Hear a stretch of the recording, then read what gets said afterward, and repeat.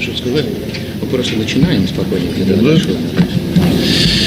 Again, ladies and gentlemen, thank you for coming. We are here today to speak out following some regrettable developments in the work of the Security Council. Despite the clearly terrorist nature of the recent attacks against passenger trains in the Bryansk, Kursk and Voronezh regions of the Russian Federation on May 31st, June 1st and June 5th, which resulted in the death of 7 civilians and left over 100 injured, some well-known delegations, whom I will not mention by name, refused to engage constructively with our draft resolution condemning these acts of terrorism.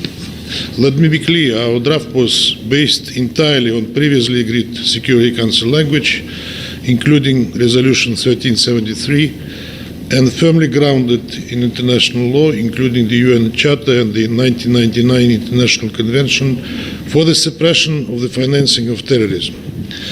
It sought to reaffirm the very basic principle of the Council's approach in this domain, namely that terrorism is criminal and unjustifiable regardless of motivation. We felt it important for the Council to send a strong signal demonstrating unity among its members and serving as a deterrent.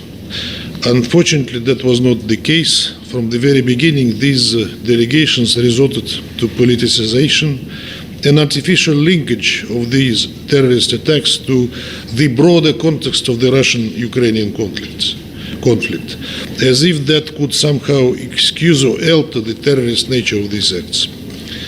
Any justification of terrorism is unacceptable. It's a slippery road that can bring terrorism to anyone's home.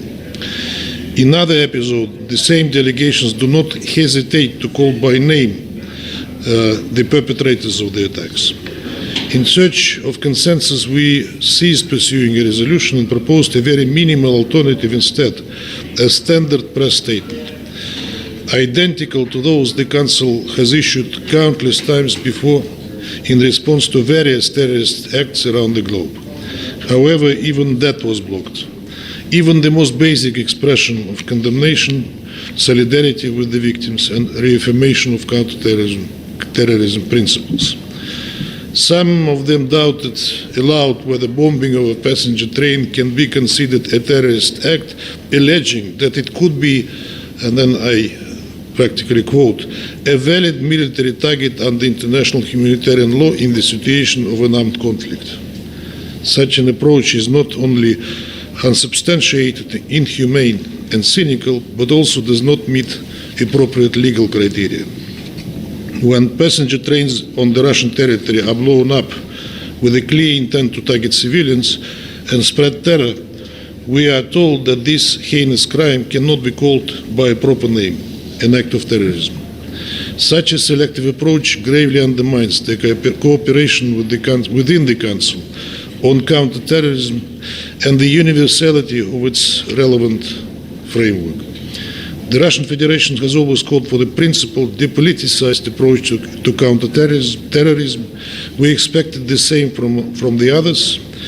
Unfortunately, in this case, we have witnessed a refusal to uphold core principles simply because the victims were Russians. Another issue, the condemnation of terrorism does not exhaust the list of topics on which some members of the Council are unable to engage constructively. To our disappointment, our proposal to adopt a statement of the President of the Security Council in order to welcome and encourage interaction between Russia and Ukraine on reunification of Ukrainian children who may have lost contact with their families was also blocked. Last week, the Russian Federation proposed a draft statement reflecting the fact that at the direct bilateral talks between the representatives of Russia and Ukraine in Istanbul on June the 2nd, upon the request of the Russian side to provide the full list of children who lost contact with their families in Ukraine, the latter handed over the list of 339 names. We also proposed that the Council welcomed this fact and urged cooperation between Russia and Ukraine on this issue as a part of the peace process. However, certain members of the Council who for many years falsely claimed that tens of thousands of Ukrainian children were abducted by Russia, refused to acknowledge the reality. It came as no surprise that these members, who have been actively involved in the disinformation campaign for and by the Kyiv regime since the very start of the special military operation, this new development turned out to be extremely inconvenient. Instead of welcoming the readiness of the parties to work together in good faith, some of the Security Council members chose to condition the adoption of the presidential statement to inclusion of a number of politically motivated provisions. The reality is that the Russian Federation was never engaged in illegal deportation of Ukrainian children, but it has evacuated a number of children from the battle areas for the sake of their own safety. Some of them lost contact with their relatives, who have constantly worked to re-establish it and will continue to do so. But I will repeat, we are talking about 339 names of the children, not tens of thousands as is falsely claimed. Now the Ukrainian list is already under conscientious scrutiny by our relevant authorities, who are ready to keep working tirelessly to restore family ties. With this in mind, we cannot but regret the missed opportunity for the Council to finally engage in a meaningful way in the resolution of the Ukrainian crisis. I thank you. From Thank you very much. Pamela Paul from U.S. News. Thank you, Ambassador. On the number of children, the ICC complaint against the Russian Federation officials includes numbers that are much higher. Why do you think the numbers are not higher? It's been cited as 20,000, but 300 seems very low.